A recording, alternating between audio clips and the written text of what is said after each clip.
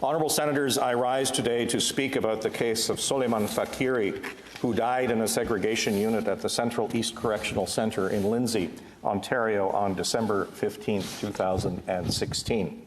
He was allegedly beaten to death by prison guards.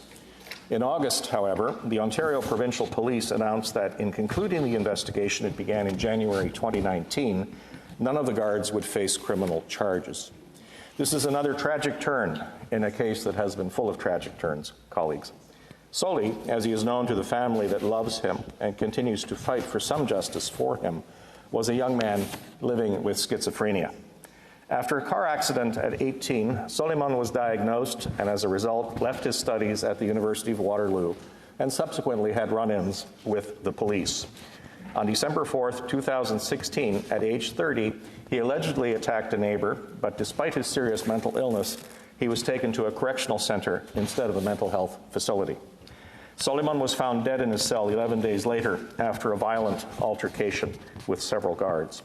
He had been shackled, face down, and had a spit hood over his head.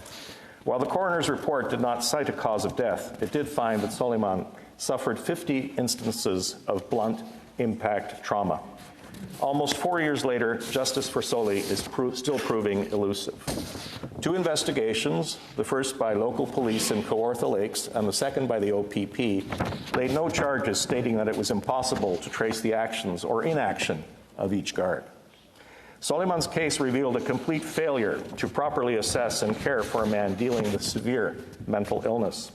Further, with the heightened awareness of police brutality against racialized Canadians, the Fakiri family is originally from Afghanistan. The OPP's refusal to hold accountable those responsible for Soli's death is a devastating example of systemic racism in both our correctional and law enforcement systems.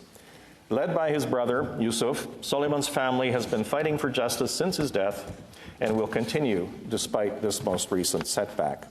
I've been honored to work with the family alongside our colleague, Senator Pate. While we consider the systemic problems that contribute to this tragedy, we must also remember the human element, that a family lost its beloved son and brother. When the system fails one of us, dear colleagues, it fails all of us. This is Canada. We can and we must do better. Thank you.